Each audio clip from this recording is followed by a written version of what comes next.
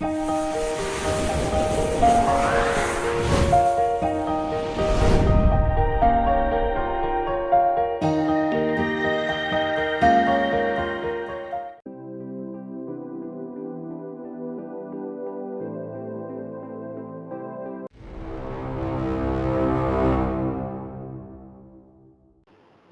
भारत में आपका मैं सुरेंद्र मिश्रा हार्दिक स्वागत करता हूं। अभी तक हम लोग रस के बारे में पढ़ रहे थे। 2 रस के बारे में हम लोगों ने पढ़ा। आज अगला हम लोग चलते हैं हास्य रस।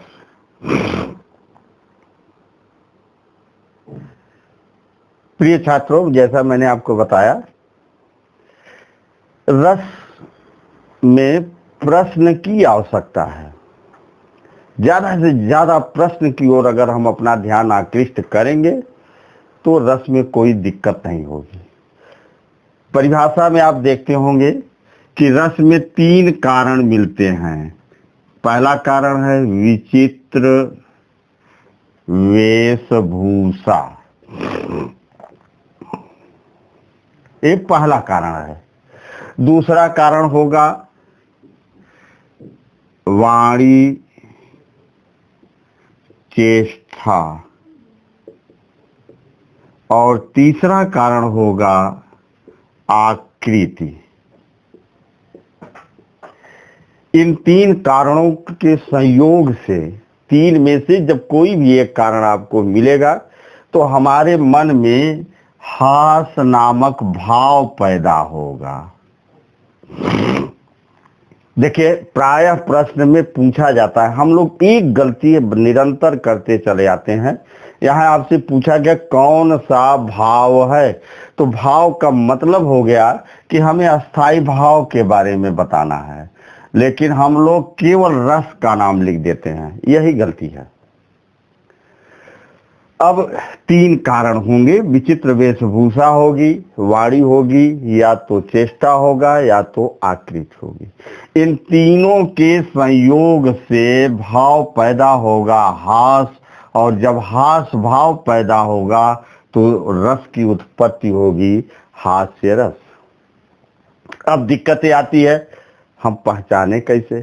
तो भाव देख लीजिए। कभी हम लोगों को भाव से की ओर ध्यान देना होगा। जैसे देखिए, हंसी हंसी भाजय देखी दूल्हा दिगंबर को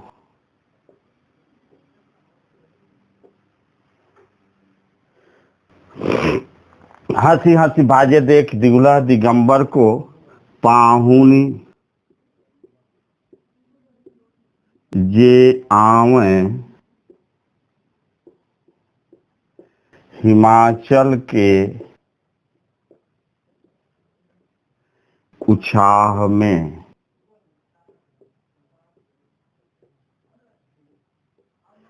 अब यहाँ हास्य रस की उत्पत्ति है। पहली बात तो यहाँ हास्य रस बना कहां से? तो यहाँ आप देखेंगे एक दूल्हा दिखाई देगा। दूल्हा देखे हो कि नहीं? बहुत अच्छा होता है। कभी तुम लोग की बढ़िया पढ़ाई वढ़ाई कर लो तो जिंदगी में दूल्हा बनोगे। यहाँ का जो दूल्हा है दिगंबर है। दिगंबर माने होता है वस्त्रहीन। वस्त्रहीन ऐसा दूल्हा देखे हो कि कपड़े न पहना हो। ऐसा दूल्हा बने थे शंकर जी। हंसी हंसी भाजे देख दूल्हा दिगंबर को पाहुन जे आवई हिमाचल के उचाह में। एक वस्त्रहीन निर्वस्त्र नग्न जड़ंग दूल्हा जैसे ही हिमाचल के द्वार पर प्रवेश करता है, हंसी हंसी भाजे। एक स्त्री दूसरे उस दूल्हे को जब देखती है तो दूल्हे को देख करके हंसते हुए भाग रही है, तो दूसरी स्त्री पूछती है कि भाई क्या है? तो कहती है दूल्हा देखो। कहा दूल्हा तो ठीक है। कहना ना ना ना ना ना, ऐसा नहीं ना, वस्त्रहीन है, निर्वस्त्र है, नंग झड़ग्न है। ऐसे दूल्हे को देखकर हंसी हंसी भागे। देखी दूल्हा दिगंबर को पाहुनी, पाहुनी माने होता है पुर की स्त्रियां, पुर की स्त्री जो दूल्हा देखने आए। दूल्हे में क्या, बारात में लोग क्या देखने जाते हैं? दूल्हा। आज तो डीजे और रोड लाइट देखते हैं, लेकिन पहले के युग में दूल्हा देखा जाता था कैसा है। तो पाहुन जे आवे हिमाचल के उछाह में। अब शंकर जी को ऐसे दूल्हे में देख करके हिमाचल के यहाँ जितने भी लोग थे सब हतप्रत थे। हिमाचल की जो पत्नी थी वह मूर्छित होकर गिर पड़ती है। फिलहाल एनी हाउ काम चलाऊं, शादी हो गई। और जब शादी हो गई तो नाउन बड़ी खुश हुई। नाउन ने कहा महाराज न्यौछावर, अरे भैया जो वस्त्रहीन था, जिसको पहनने के लिए कपड़ा नहीं था, वो कैसे न्यौछावर दे सकता है? शंकर जी ने नाउन से कहा कि न्यौछावर, तो कहा हाँ महाराज। कहा बिल्कुल देंगे, नो प्रॉब्लम। और शंकर जी की वेशभूषा देख लीजिए, बहुत विचित्र ढंग से बने हुए थे। यानी टाई बेल्ट की जगह सांप, अंगूठी की जगह बिच्छू, स्नो पाउडर की जगह भस्म। और बाराती भगवान ही मालिक थे। बाराती चले आ रहे थे। तुलसीदास जी प्रमाण देखिए, तुलसीदास जी ने लिखा है कि को काना, काना माने जानते हैं नहीं? हमारे यहाँ भगवान ने हमारे शरीर में दो आंखें दी। को काना, अगर एक बल्ब फ्यूज हो गया तो काना हो गया, और दोनों फ्यूज हो गया तो अंधा होता है। यानी जो बाराती थे, किसी का एक बल्ब फ्यूज था, किसी का दोनों बल्ब फ्यूज था, किसी का वन साइड डैमेज था, किसी का तो दोनों साइड डैमेज था, लेकिन चले जा रहे हैं मस्ती से, आज मेरे यार की शादी है, आज मेरे यार की शादी है। और जब हिमाचल के दरवाजे पर पहुंचे, ऐसे दूल्हे को देखा, सब हतप्रत रह गए। शादी हो गई। नाउन ने कहा महाराज न्यौछावर। शंकर जी ने कहा न्यौछावर देते हैं। एक बढ़िया प्यारा काला सा सांप निकाला और नाउन को उछाल के कहा नाउन टेक इट। नाउन आगे, न्यौछावर पीछे, sir sir sir sir sir sir करता चला जा रहा है। यानी यहाँ क्या है, विचित्र वेशभूषा बनी हुई है।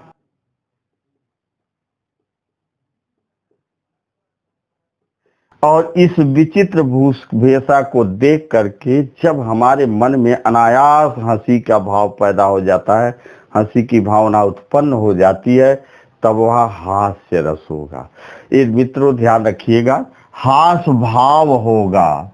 ये भाव से अस्थाई भाव होगा, यानी ये भाव आता है, अस्थाई भाव हो गया। अब जब अस्थाई भाव हो गया तो वह दोनों प्रश्न अलग अलग होंगे। अगर भाव पूछा जा रहा है तो अस्थाई भाव लिखेंगे, अगर रस पूछा जा रहा है तो हास्य रस लिखेंगे। अगर आपसे यह पूछा गया कि हास्य नामक अस्थाई भाव के द्वारा किस रस की उत्पत्ति होती है, तब वहां हास्य रस होगा। देखिए दूसरा देख लीजिए उदाहरण, खद्दर कुरता भक भकौ नेता जैसी चाल। खद्दर कुर्ता भक भकौ नेता जैसी चाल, इह बानक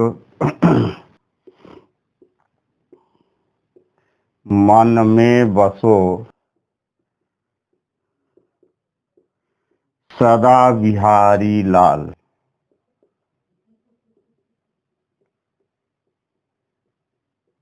अगर आपको ये प्रश्न दे दिया गया और आपसे पूछा गया कि उपर्युक्त उदाहरण में हास्य रस का कौन सा भाव है, तो आप तीन भाव ये देखते होंगे और चौथा भाव फिर आपका वही आया जो मैंने आपको पहले बताया, कोई नहीं।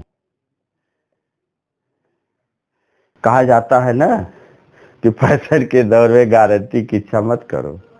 सही है। हमारा जो विद्यार्थी है यही भ्रमित होता है, और भ्रमित नहीं है, ऐसा नहीं है कि नहीं आ रहा है, आ रहा है, ध्यान नहीं दे रहा है। अगर ध्यान दे दे तो विकल्प उसके सामने 3 पड़े हुए हैं, लेकिन हम कौन बवाल में पड़े, इसलिए सीधा विकल्प कोई नहीं पे मार के फुर्सत, अरे सही होगा तो हो जाएगा, नहीं होगा नहीं होगा, नहीं, कभी भी इस तरह का काम नहीं करना। यहाँ देखिए, खुद्दर कुर्ता भक भकौ माने होता है तड़क भड़क वाला। तो यहाँ किसके बारे में बताया गया? विचित्र वेशभूषा। और इस विचित्र वेशभूषा नामक भाव से हास्य रस की उत्पत्ति हुई। अब इसी तरह से बहुत से प्रश्न पूछे जाते हैं, लेकिन जब हम ध्यान देंगे तो दिक्कत नहीं होगी। चले अब हम लोग चलते हैं रौद्र रस। इसका स्थायी भाव होता है क्रोध। हमारे अंदर क्रोध का भाव पैदा होता है, लेकिन क्रोध के आने का कारण नहीं मालूम होता है। क्रोध में 3 कारण हमारे यहाँ, तो क्रोध के 3 विकल्प बताए गए। या तो गुरु की निंदा सुनकर,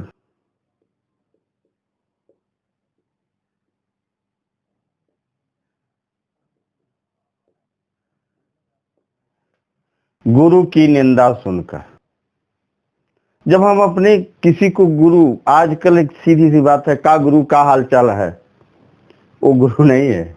गुरु का मतलब है जो आपको ज्ञान दे रहा हो, जो आपका मार्गदर्शन कर रहा हो। ये नहीं है कि जितने भी चले गए सबको। अगर आपका कोई गुरु है, कोई आपकी गुरु की निंदा कर रहा है, अगर आप उत्तर रामचरित मानस पढ़ें तो वहां आपको दिखाई देगा। शंकर जी के मंदिर में एक भक्त पूजा कर रहा है, उनके गुरु का आगमन हुआ। गुरु को देखकर उसने प्रणाम नहीं किया। आकाशवाणी हुई, हाहाकार भई नभमानी रे हथ भाग महामुनि जानी, बैठ रहे हो अजगर यू पापी। शंकर जी क्रोधित हो गए कि तुम्हारा गुरु आया, तुम उठे नहीं, प्रणाम नहीं किया, अजगर की तरह बैठा रहा, अजगर हो जाओ। गुरु को दया आई और उन्होंने शंकर जी की प्रार्थना की, नमामि समीशान निर्वाण रूपम विभु व्यापकम ब्रह्म वेद स्वरूपम निजम निर्गुणम निर्विकल्पम निर्यम चिदाकाशम आकाश वासम भजेयम। इस तरह पूरी स्थिति कर दी, इस तरह पूरी वंदना की, और शंकर जी प्रसन्न हुए। कहा विप्रवर वर मांग। तो शंकर जी को देखकर चाहता तो गुरु मांग सकता था, नहीं। उसने कहा आपका श्राप बेकार न जाए, अच्छा ही होगा इसका ज्ञान छीण न हो। जब इसका ज्ञान नहीं छीण होगा तो ये जानेगा कि हमें निकट भविष्य में हमने कौन सी गलती की, किसके कारण मैं श्राप में चल रहा हूं। तो पहला कारण होता है गुरु की निंदा सुनकर। दूसरा कारण होता है अत्याचारी द्वारा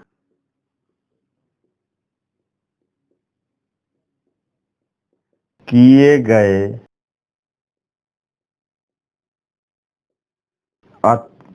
किए गए अत्याचार को देखकर। अत्याचारी द्वारा किए गए अत्याचार को देखकर। तीसरा कारण होता है अपमान जनित वाणी को सुनकर। जैसे आपके अंदर बहुत बढ़िया कार्य करने की क्षमता है। कोई आदमी बार बार रिपीट करे तुम बेकार हो, तुम्हारी जिंदगी खत्म है, तुम कुछ नहीं कर सकते हो, तुम्हारा करियर नहीं सही है, जबकि आप जानते हैं उसमें आपकी रुचि, आप उसको बड़े बखूबी कर रहे हैं। अंतर क्या होगा?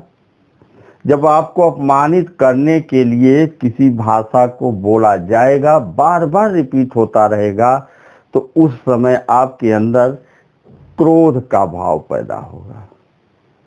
और जब क्रोध का भाव, देखिए गुस्सा अलग है, क्रोध अलग है। हम खाना नहीं खाएंगे, मुंह फुला के बैठे रह गए, ये क्रोध नहीं है, गुस्सा है। और क्रोध ही है, क्रोध के हमारे वैयाकरणों ने कारण माना है। देखिए 3 कारणों से भाव पैदा होगा क्रोध का। या तो गुरु की निंदा सुनेंगे, या तो अत्याचारी द्वारा किए गए अत्याचार को देखेंगे, या अपमान जनित वाणी सुनेंगे। इन 3 विकल्पों से क्रोध का भाव पैदा होता है, भाव पैदा होता है। और यही जब भाव पैदा हो गया तो ये रौद्र रस बन गया। क्रोध के कारण बताए गए। जैसे देखिए उदाहरण है, माखे लखन कुटिल भई भौहें,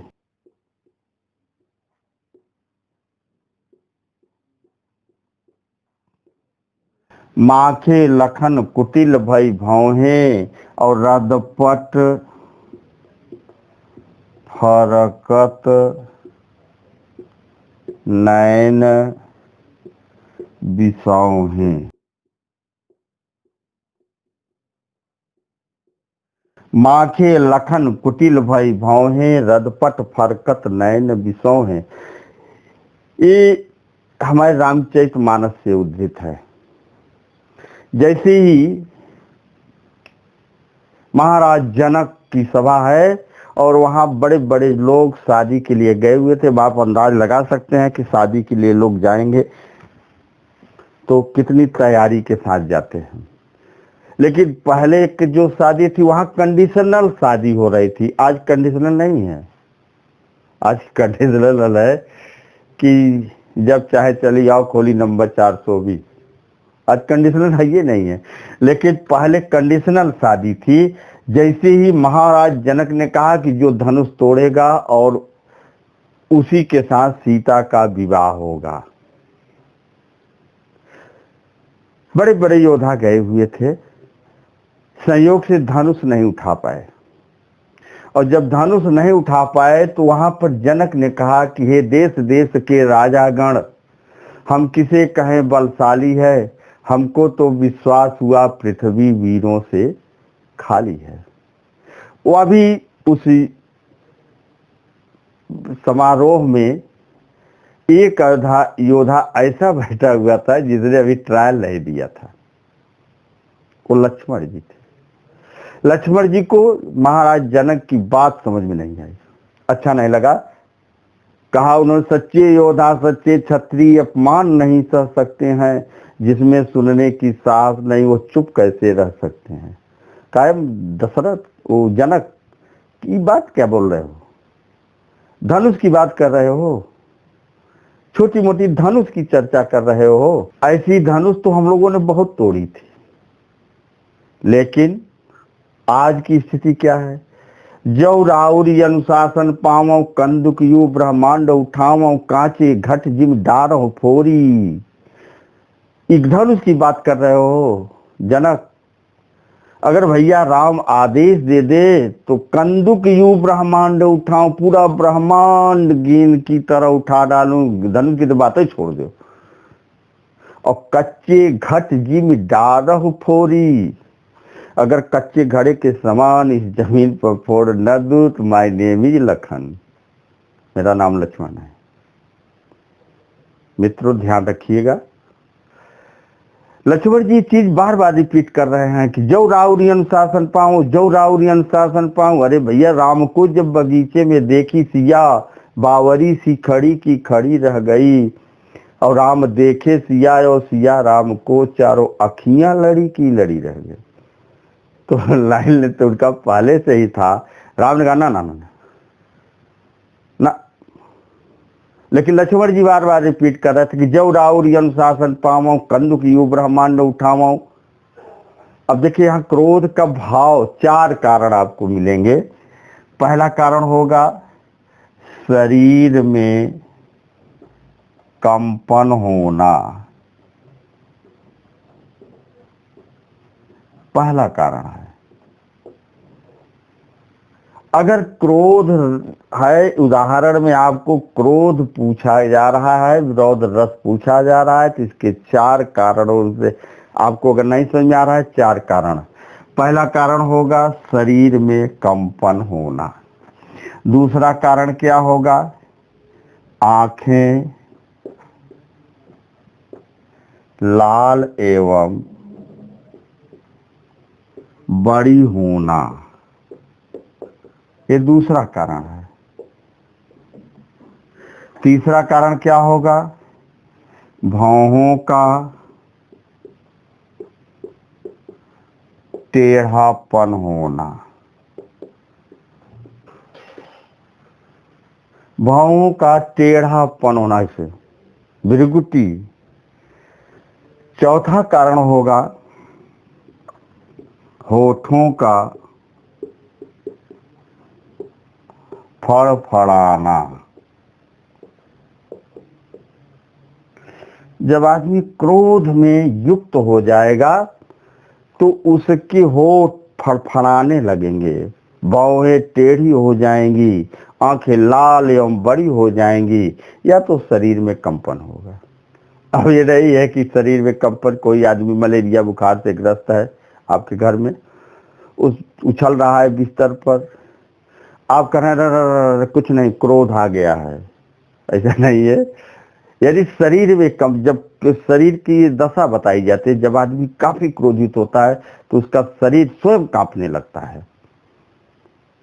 यहाँ देखिए, अब यह हमें ढूंढना है कि अब ये चीज आपके माइंड में, आपके दिमाग में हमेशा बनी रहनी चाहिए। जो भी उदाहरण है, अगर इनमें से कोई कारण नहीं है तो रौद्र रस नहीं है। और फिर जब रौद्र रस के विकल्प नहीं मिल रहे हैं, तब फिर हम उसको रौद्र रस क्यों जनायास लगाते हैं? नहीं, यही ध्यान रखना होगा। यहां देखिए कारण मिल रहे हैं, माखे लखन कुटिल, कुटिल माने टेढ़ा होना, भौहें यानी भौहों का टेढ़ा होना, एक पहला कारण मिल रहा है, मिला है। आमाखे लखन कुटिल भई भौहें रदपट, रदपट माने होठ, फरकत माने फड़फड़ाने लगे, रदपट फरकत नयन बिसौहे, दूसरा कारण है होठों का फड़फड़ाना। आप देखते होंगे विकल्प मिल रहा है। तीसरा कारण है नयन बिसौहे, नयन माने आंख, बिसौहे माने बड़ी होना, तो आंखों का बड़ी होना, लाल होकर के। यानी कितने कारण मिल रहे हैं? तीन। मित्रों, आप देखेंगे कि जब आप परीक्षा के कक्ष में बैठते हैं तो आयोग आपसे घुमा करके प्रश्न पूछेगा, सीधी तरफ नहीं ले जाएगा। और आयोग की एक कोशिश होती है कि आप स्वयं गलत की ओर चले जाएं, सही की नहीं जाना है। अब यहाँ पर कभी कभार वीर रस भी दे देता है और हम लोग तुरंत वीर रस पर टिक लगा देते हैं, क्योंकि उत्साह आता है। नहीं, उत्साह इसे नहीं आता है। उत्साह आना कोई बच्चों का खेल नहीं है कि आ जाएगा, आएगा। तो यहाँ चार कारणों में से तीन कारण आपको मिल रहे हैं, यानी यह स्पष्ट है कि यह रौद्र रस है। अब देखिए एक उदाहरण और देख लीजिए। देखिए, उस काल मारे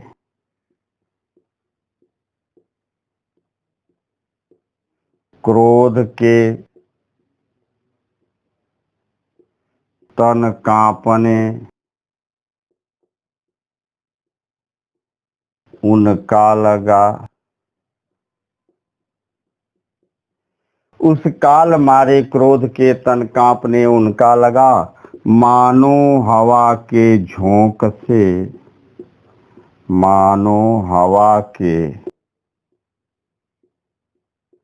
झोंक से सोता हुआ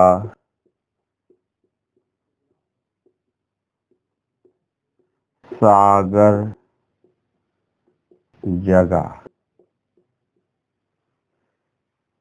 मेरे प्रिय छात्रों, यहाँ आप अगर देखेंगे, कभी कभार हमारा विद्यार्थी, अब यहाँ देखिए एक भ्रमात्मक प्रश्न बनता है।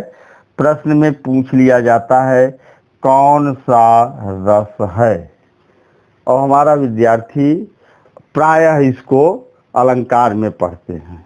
ऐसा नहीं है कि अलंकार का उदाहरण में रस नहीं हो सकता, रस के उदाहरण में अलंकार नहीं हो सकता, ऐसा कुछ भी नहीं है। यहाँ देखिए कारण मिल जाएंगे। अरे भैया अजीर उठ कर अब कहाँ जाइएगा, जहाँ जाइएगा वहाँ कारण पाइएगा। जब आप कारण की तलाश करेंगे तो कारण मिल जाएगा, और जब कारण की तलाश नहीं करेंगे तो नहीं मिलेगा। आप, मैं फिर से बात रिपीट कर रहा हूं, आप प्रतियोगात्मक परीक्षा देने जा रहे हैं, कंपटीशन है, स्पर्धा है, अकेले नहीं है, बड़े बड़े लोग आएंगे और अच्छे अच्छे विद्यार्थी आते हैं। ऐसा ना, आप भी अच्छे विद्यार्थी हैं। अंतर है, शिवाजी को जीजाबाई प्रेरणादायक कहानियां सुनाती थी। ये नहीं आया कि अरे गए तो चोर आ गया, भूत दिखाई दिया तो उसने बहुत तेज दहाड़ा तो शिवाजी डर गए, लड़का डर, ऐसा कुछ नहीं सुनाती थी। वो सुनाती थी कि डू और डाई, करो या मरो। आज की माताएं क्या हैं, सिखाती हैं कि बेटा दूध पी ले नहीं तो गब्बर आ जाएगा। जब तक गब्बर नहीं मिलेगा और दूध नहीं पिएगा, माँ कहती है कि बेटा दूध पी ले नहीं बिल्ली काट लेगी। अब वो लड़का बिल्ली से डरता रहेगा। जब वो सिंसियर होगा, आगे बढ़ेगा, तो बिल्ली स्वयं देख करके कि जब उस लड़के को देख के भाग रहे तो कहेगा रे बाप, अभी तक तो मैं इसके पीछे डर रहा था, ये तो मुझसे ही डरती है। यहां देखिए पहला कारण आया क्रोध। क्रोध अस्थाई भाव किसका है? रौद्र रस का। अच्छा यह भी छोड़ दीजिए, अगर क्रोध अस्थाई भाव आप नहीं ध्यान रख रहे हैं तो दूसरा कारण तन कांपने उनका लगा। तन माने शरीर, कांपने लगा, तो शरीर में कंपन होना यह किसका कारण माना गया है? क्रोध का। तो जब क्रोध का कारण हुआ तो इसका स्थायी भाव, जब क्रोध पैदा हुआ तो वहां रौद्र रस की उत्पत्ति होगी। तो कहने का अभिप्राय यह है मेरे विद्यार्थी, आपको पहली बात तो जब प्रश्न भी पूछेगा कि अपमान जनित वाणी सुन करके, ध्यान दीजिएगा, अपमान जनित वाणी को सुन करके मन में कौन सा भाव पैदा होता है? प्रश्न आता है। हम रस लिख देते हैं, नहीं, कहते हैं ना सावधानी हटी दुर्घटना घटी, ऐसा नहीं। हिंदी का अर्थ ही है प्रश्न पूछा क्या जा रहा है, प्रश्न के अंदर आपसे क्या जानकारी मांग रहा है, हम इसको ध्यान नहीं देते हैं। हम सीधे मिल गया खुद के खुश हो गए, कह कि याद है तो रौद्र रस है।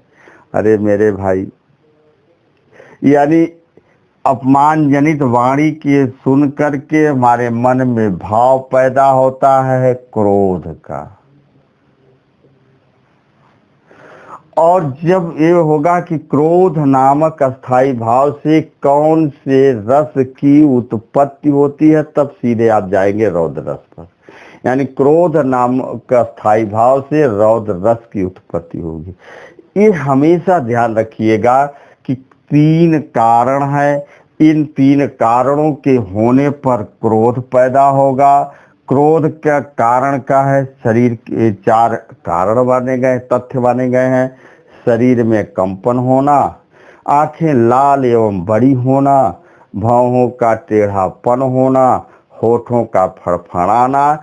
इस चार विकल्प में से जब कोई भी एक कारण, ऐसा नहीं है कि चारों कारण हो तब ही क्रोध होगा, नहीं, एक भी हो सकता है। देखिए इसमें यहाँ तन कांपने उनका लगा, एक कारण है। तन माने शरीर में कंपन होना। जब शरीर में कंपन हो जाएगा तो वहां हमारे मन में क्रोध का भाव होगा, और जब क्रोध का भाव होगा तो वहां रौद्र रस की उत्पत्ति होगी।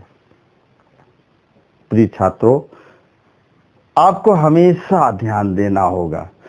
हमने आपसे पहले ही बताया था कि आपसे परिभाषा नहीं पूछी जाएगी, आपसे उदाहरण नहीं दिया जाएगा, परिभाषाओं से प्रश्न पूछे जाएंगे और उस प्रश्न से आपको ध्यान देना है और उत्तर देने की कोशिश करें। लेकिन ये पहले प्रश्न समझिए, प्रश्न मांग क्या रहा है, प्रश्न में पूछा क्या जा रहा है। लेकिन हम लोग जल्दबाजी बस, समय अभाव का, बहुत से लोग कहते हैं हिंदी, अरे हिंदी, हिंदी नहीं, हिंदी बहुत सरल भी है लेकिन इसकी बहुत अत्याचारी भी है। अगर आप थोड़ा सा ध्यान नहीं देंगे, हिंदी में नाम दिया गया है, नाम को अगर आप समझेंगे तो आपको, देखिए रौद्र रस, रौद्र माने क्रोध, क्रोध शंकर जी को हुआ था, आंखें खोल दिया, कामदेव जल गया। रौद्र रस इनके द्वारा बहुत कार्य किए गए। तो इस तरह ध्यान दीजिएगा। अब हम लोग जो है अगले रस की ओर चलते हैं। देखिए अगला रस है वीर रस। वीर रस का अस्थाई भाव हमारे व्याकरण वालों ने बताया उत्साह।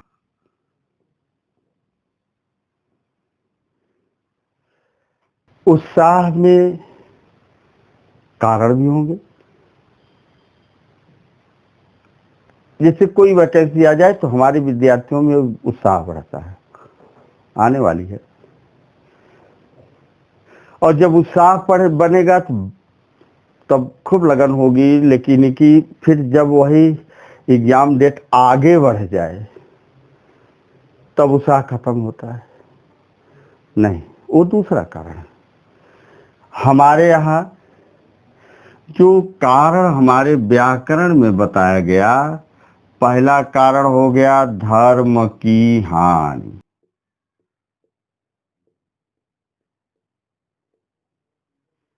धर्म की हानि होगी। दूसरा कारण होगा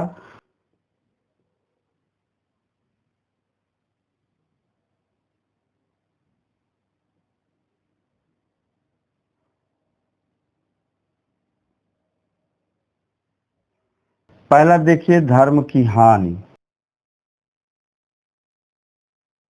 धर्म की हानि में आप अगर कहीं न जाए तो गीता में देख सकते हैं। गीता में भगवान कृष्ण ने स्वयं लिखा है, परित्राणाय साधूनाम विनाशाय च दुष्कृताम धर्म संस्थापनार्थाय संभवामि युगे युगे। दूसरा कारण दिया है दीनों की दुर्दशा। दीनों की दुर्दशा, दीन व्यक्ति है, आप मान लीजिए दरोगा हो गए, एक बूढ़ा भिखारी सड़क के किनारे मुंह लटकाए बैठा हुआ है, उसके पात्र में 10-20 रुपए है, और आप कुछ दूर पर मोटरसाइकिल पर बैठे हुए सिगरेट का चस्का ले रहे हैं। दो आदमी आते हैं पल्सर काले रंग की गाड़ी मुंह बंद किए हुए, और उस गरीब का लेकर के भागना शुरू करते हैं। वो चिल्ला रहा है मदद करो, बचाओ बचाओ बचाओ, लेकिन आप बैठे हुए अपना काम कर रहे हैं। अगर आपके मन में उत्साह नहीं पैदा हुआ तो फिर आप बेकार,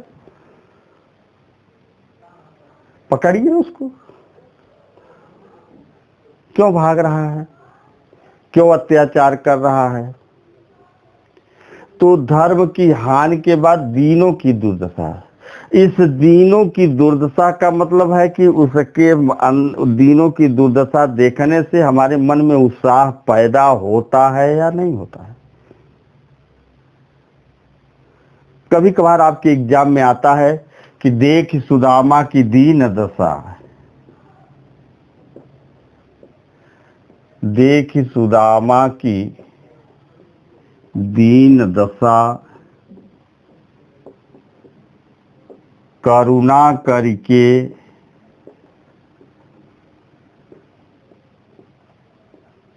करुणा निधि रोए। देख सुदामा की दीन दशा, करुणा करके करुणा निधि रोए। यानी सुदामा दीन थे,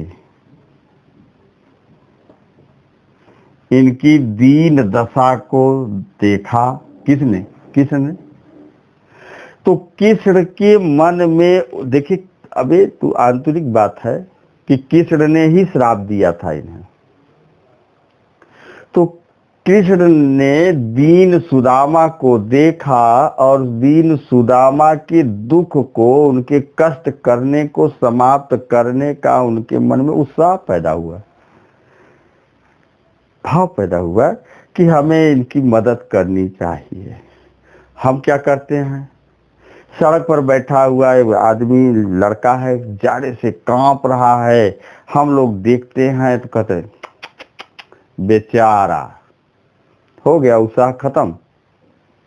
नहीं। मेरे प्रिय छात्रों, उत्साह देखना हो तो हल्दी घाटी पढ़ लीजिए, जौहर पढ़ लीजिए, बहुत ही आनंद आएगा। वहां का उत्साह गजब है। राणा प्रताप अरावली के पर्वतों में छिपे हुए हैं, राशन खत्म। उनकी एक 6 साल की लड़की थी, भूख से तड़प रही थी और राशन खत्म। मां ने घास की रोटी बनाई और अपनी लड़की को खाने को दिया, और जैसे वो खाने को बैठती है, दुर्भाग्य देखिए, बिलाव आया, रोटी का टुकड़ा लेके भाग जाती है। वह लड़की तुतलाते हुए रोती है, हाँ छही न जाती मुझे, या भूख प्यास की ज्वाला, कल ही छे भूख लगी थी, हो लहा हृदय मतवाला। माँ ने घास की रोटी दी थी मुझको खाने को, छोते का पानी देकर बोली छो जाने को। राणा प्रताप इस दृश्य को देखते हैं, उनके मन में भाव पैदा होता है कि अब हम संधि पत्र करेंगे, इस तरह का कष्ट नहीं झेल सकते हैं। लेकिन स्त्रियों में भी भाव था, उत्साह का भाव था। राणा प्रताप की स्त्री ने कहा, या तू ही कायर बनकर बैरी से संधि करेगा, तो कहो कौन भारत का बोझा माथे पर लेगा। थक गया समर से तो रक्षा का भार मुझे दो, मैं चंडी सी बन जाऊं अपनी तलवार मुझे दो। आजकल की स्त्रियों में उत्साह है, जेब से पैसा कैसे निकले, कैसे मेकअप का सामान खरीदे, दुनिया भर काम है। लेकिन ऐसा उत्साह नहीं। एक बहन अपने भाई को स्टेशन पर, उसका भाई सैनिक है, उसके हाथ में कलाई बांधने में रक्षा सूत्र बांधने गई, रक्षा सूत्र बांधा, भाई के आंख से अनायास आंसू निकल आए। वह भाई बहन ने सोचा कि हो सकता है डगमगा गया हो, इसका उत्साह खत्म हो गया हो। तो उसने कहा, भैया बांधो अब कंगनवा, हम लड़नवा जइबे ना। भैया बांधो रण कंगनवा, हम लड़नवा जइबे ना। एक एक दुश्मन के खातिर मरी हैं गोली तान, ऐसे हो ही सब लड़नवा, हम लड़नवा जइबे ना। ऐसी बहनें थी, ऐसे उत्साह थे। आज उत्साह की दुर्दशा हो रही है। राणा प्रताप का घोड़ा देख लीजिए, प्रमाण है। रणबीर चौकड़ी भर भर कर चेतक बन गया निराला था, राणा प्रताप के घोड़े से पड़ गया हवा का पाला था। तो इस तरह का उत्साह था, आज भी है, लेकिन है कि उसको करने की जरूरत है।